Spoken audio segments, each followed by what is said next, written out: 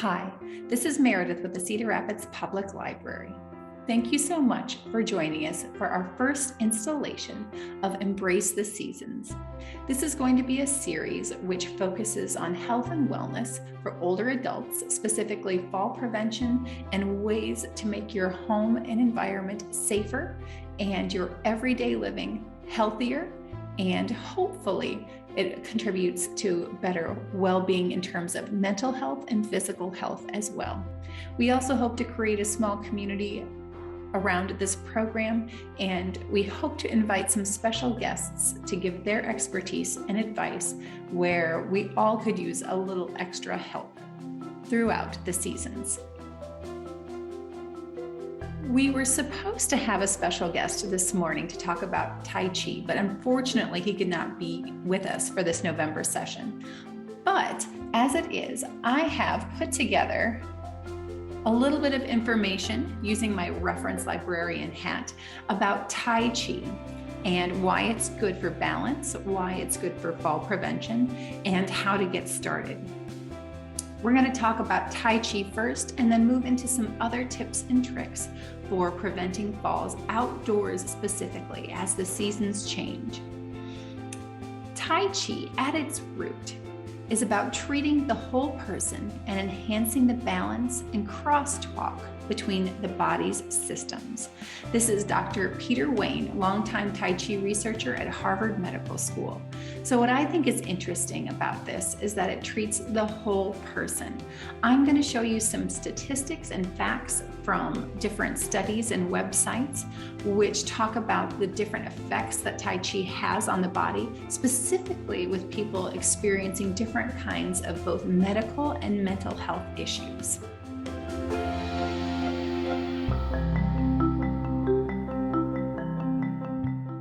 Tai Chi is sometimes referred to as moving meditation.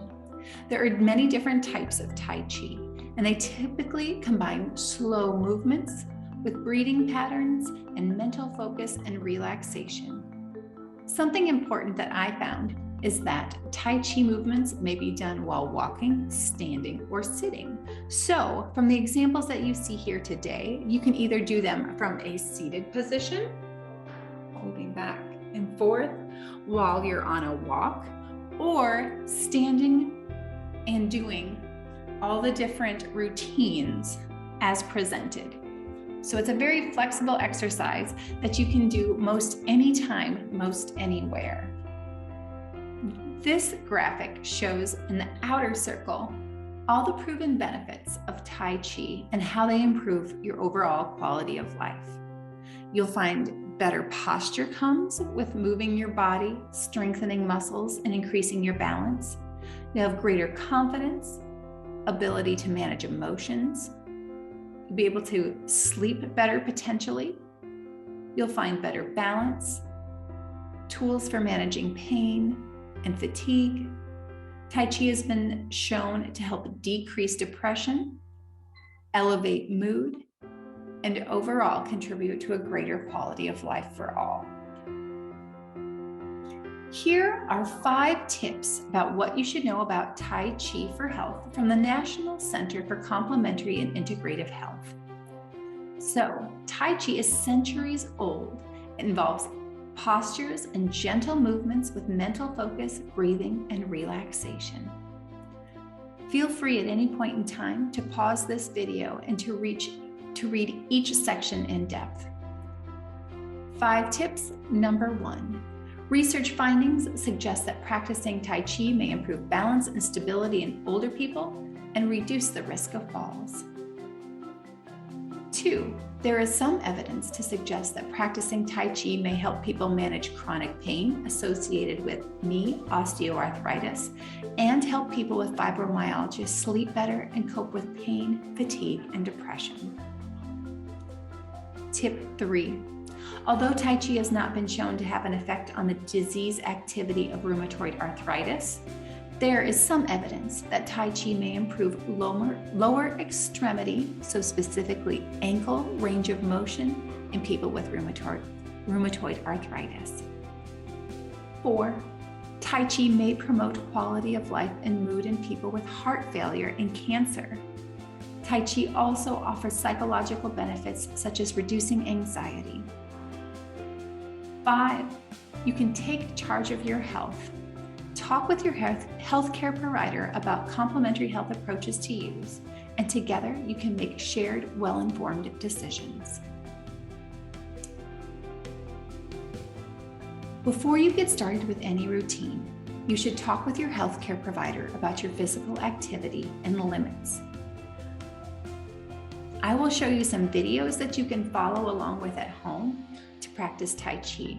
You should also know that Heritage Agency on Aging on their Facebook page has a whole series of Tai Chi videos produced by Brian Bruner, who is their health and wellness coordinator. But you should also know that no matter what you're looking to do, if you want to be around people right now and increase your connectivity and socialization, or if you want to participate from home, you should look for classes based on your age and your health. I think that we've gone over the facts that there are a variety of kinds of Tai Chi, and the benefits have been shown to speak specifically to different kinds of age groups or people suffering or dealing or managing with different medical conditions. So somewhere out there, there's a program that's just right for you. This is a video that I found on the VA's website. It's Tai Chi for Beginners, and it is what I found to be one of the best comprehensive series of Tai Chi videos. This introduction by Dr. Daniel Hoover is a great beginning course. The whole video is 27 minutes long, and we won't watch the whole video, but I want to give you a sample of what this video offers. As I mentioned, it is a series, so there are different routines that you can follow up with, and then there are different modifications that you can do, for instance, sitting for some of these exercises. I'm going to go ahead and play the beginning of this video. I want you to know that any of the information that I have listed here today, I can send you in an email, or I can have a phone call with you to make sure that you know how to get the information if you're interested in accessing it from home. Without further ado, Dr. Daniel Hoover and Veronica Hoover.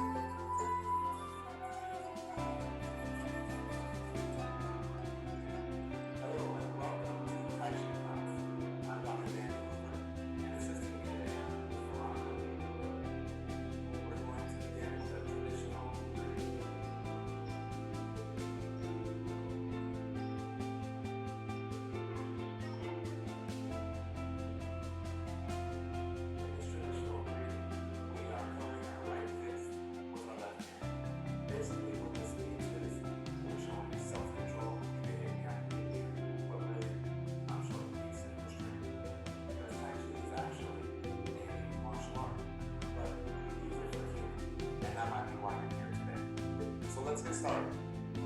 Horse stance.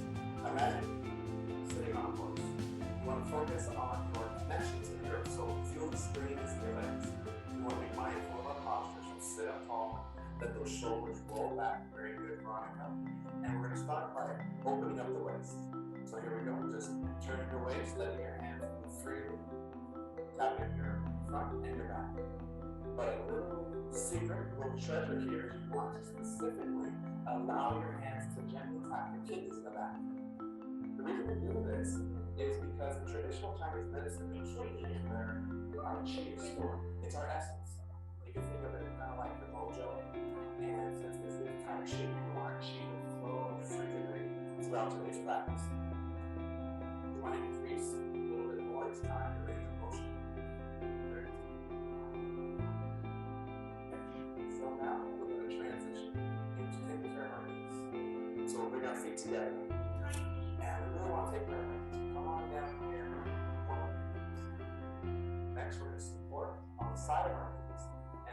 days we've had, you're gonna notice Veronica's gonna be modifying a lot of times how we're gonna do this different.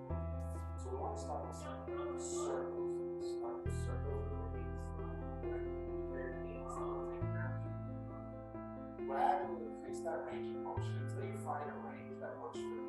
It challenges you, but doesn't. Okay, other direction. Farther. Remember, this is a practice, it's an art. So if you want to listen to and honor what your body tells you. Very good. Back up. Next, we're going to use a pressure point as a traditional Chinese medicine. Take your middle finger and we're going to press firmly in the back of our knee. Turn around so you can see. In the back of your knee, we've got this crease right here. Find the very middle back point of your knee. Very good. And press firmly. This is a master pressure for the low back. Great focal point. Consideration of your knees. All right. Back into our horse stance. You know, the size of the horse changes a little. That's okay. Sometimes you like a wider horse. Sometimes you like a horse. See what's comfortable for you. We want to open up the muscles of our neck. So we're not going to walk the fingers. Behind the quarter turn like this. And we'll push back and down to straighten the arms. Good. Notice how the chest is opening up. We want to bring our chin back just a little bit. Remember, this is going to help us tremendously with our posture. And rotate the neck. We're going to start going to the left. Pull 3 times in each direction. Bring a sound Tai Chi that your doctor recommended. Maybe for posture, balance, blood pressure. There's many reasons to practice Tai Chi. Other direction. And take your head into its full range of motion. Keep it up in the neck. Keep it working. Let's go back to our horse stance. So as you can see, it is easily modified as Veronica demonstrated, but also I think that you should, as Dr. Hoover said, honor your body. So if you're not comfortable bending all the way over to move your knees, maybe be near a table or a chair. Make sure that you're maintaining balance because we're doing this so that you don't fall, not so that you end up on the floor, right? So whatever it takes to modify some of these moves, start slowly and keep in mind that as you continue to do this practice, your balance and flexibility will increase. So start slow and work your way up. Next, we're going to talk a little bit about outdoor fall prevention. It's chilly today. I think it's supposed to be maybe 36 outside, but this is still prime time for walking. It's still a great time to be getting out and about before the snow flies, but also there are a lot of environmental hazards that are out there right now. Sticks, wet leaves, and soon enough it will be slippery. And so something as easy as going to get the mail could turn into a pretty dangerous situation under the right circumstances. I found a study done by New York University in 2017, which polled, these were specifically New Yorkers, but older adults about their habits, their patterns, their experiences with falls. And these are some of the conclusions from this study. People who fall outdoors are more likely to be male, younger, active, and fast walkers. It's those things that you aren't normally aware of or which is not normally on your radar that can all of a sudden turn into a fall. The study found that the emotional reaction of having a fall, the embarrassment felt at having a fall, and the fear of falling again all contribute to an unwillingness for individuals to disclose their fall to their friends, their family, or maybe their healthcare providers, which actually sets up an even more dangerous situation.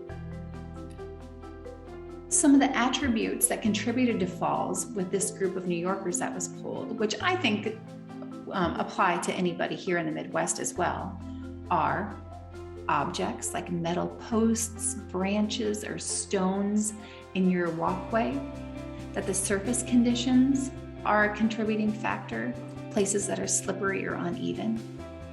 Stairs, particularly at entranceways, where that maybe there's a shadow or where you're not expecting to go down, or maybe the stair height is different than you expected, or coming down off stairs to a floor might take you by surprise, that difference in depth as well.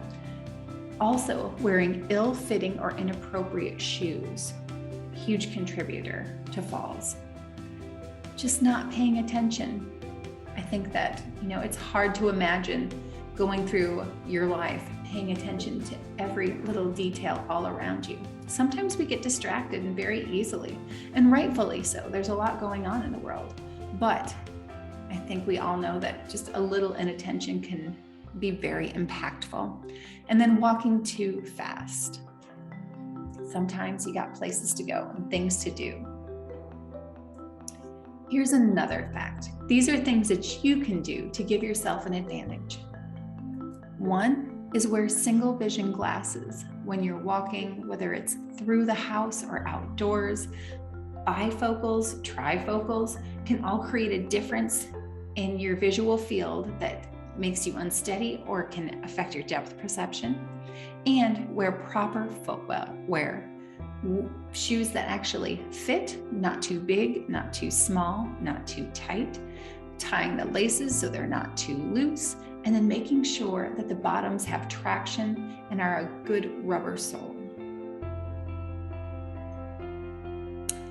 The study also found that adults could benefit from training on the following topics: what safe outdoor walking strategies are, like avoiding distractions, navigating sloped and uneven surfaces, and just walking slower, and also safety during routine activities, such as carrying items on uneven surfaces, going up and down the stairs, or even opening and closing doors. When talking about outdoor fall prevention, first and foremost, be aware of your surroundings as much as possible and always.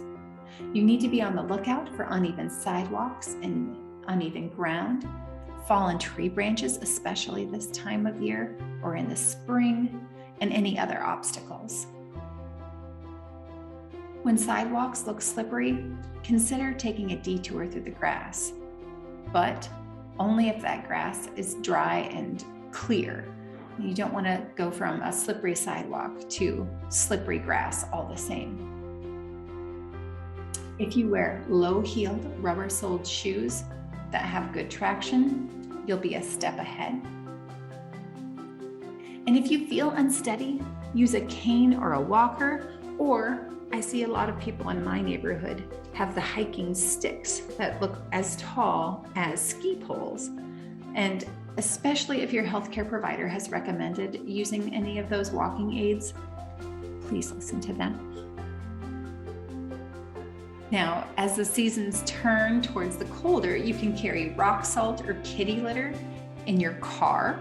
Keep it handy near you on the seat or a small bag inside the door so you can throw that out the door to get out in the slippery parking lot, or carry a bag in your pocket if you have big enough pockets to get you around on slippery sidewalks.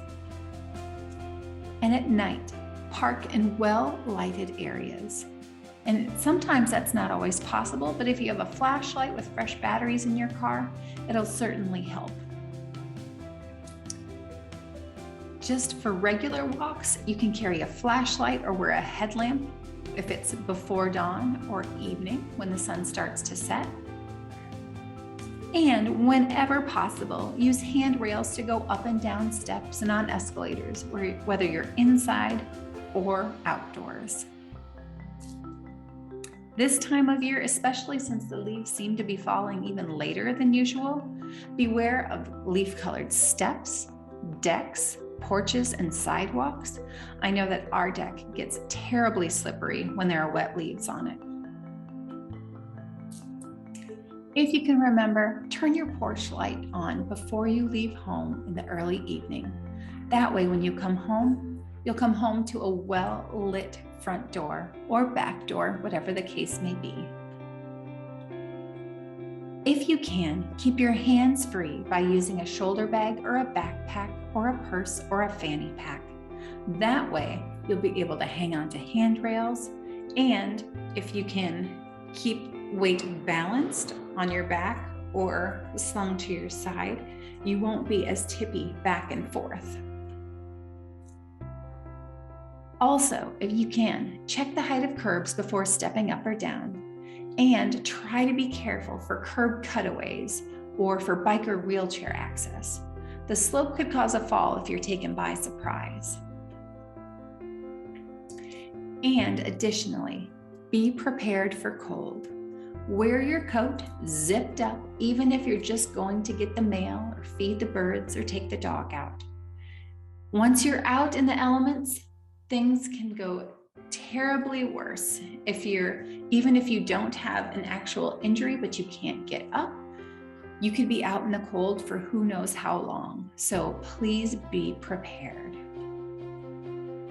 Now, something that I think is interesting is that there are a lot of different kinds of technology that could help in the case that, one, you're worried about falling, you're worried about maybe your partner or someone that you caregive for falling, or you just want to be more connected to your friends and family, which may be across town or across the country. Life 360 is an app that at its most basic form is free, but it connects families. And I think that most of their advertising really demonstrates families that have, like this picture shows children, but you can connect anyone to this service, even outside of your immediate family. So you'll see you can protect and connect your family. This is the Johnson family. Hello, Johnson family. But it can tell you, for instance, where someone's driving. You can get directions to go find someone. If you need to go find dad, for instance, you can see that this young lady has arrived at school and what school she's at. And then we also have this young fellow that'll come up later. It also encourages safe driving because you can see when people are using their phone, how fast they're going. You can see your family's routines. You can see where mom here, for instance, was at the grocery store, at the gym, and then later she was at a restaurant. Oh, and also at home in between there. You can see when people get where they need to be. Sarah has arrived at home after school. You can change the notifications for when she gets home or leaves. And you can see here, in the case of an accident, a crash was detected when this young man was driving, and emergency services were dispatched. That's if you want to connect your whole family. Something that I use is medical ID. Even as a young person, you never know what could happen. And so I think a lot of people have in their phones, they have, even if you have a flip phone and not a smartphone, you can have an ICE contact, ICE in case of emergency. And if you save in your contacts, ICE, you could say Don or ICE mom. Medical professionals, first responders will know that that is an in case of emergency contact for you. Something that I find really useful about using this app, which is called Medical ID, which is free, is that you can set up an entire profile with your name, your gender, your date of birth, your blood type, your height, your weight, and your organ donor status, and more. There's medical conditions, allergy reactions, medications, and medical notes. And once you set it up, you can see here, you have your name, how old you are, you have all of this information. And if you allow it, this app will connect with your contacts. So you can see down in medical notes, I have my primary care physician that you can click on, Mercy Care Mount Vernon, and it will call them. Palisades Dental is my dental provider. And then my contacts in my phone for my husband, my father, and my mother, all a tap away. Now, a benefit of this, again, if you allow it, is that this is the lock screen of my phone. Up at the top, that little asterisk is the medical ID icon. So with a double tap, without unlocking my phone and getting all of my other information, anything I put on that medical ID app will be accessible by first responders. So that's a pretty great deal. It keeps the rest of your information safe while also allowing access to the most important people who need to know when something happens to you. Both of those apps are free. You do have to pay extra for the Life 360 extra services, but I'm sure you can take a look at that and decide what's right for you and your family. If you have any questions about them, they're both available for Apple and Android. And if you have any questions about anything that you've seen today, if you'd like me to send you the videos or any of the references that I've used for today's presentation, please reach out to me. My name is Meredith Crawford. You can call me at my desk at 319-739-0496, or you could send me an email at crawfordm@crlibrary.org. Thank you so much for tuning in today. I look forward to the rest of our Embrace the Seasons episodes with our special guests. And once again, if you have any questions, please let me know. And thanks so much for watching. Have a good one.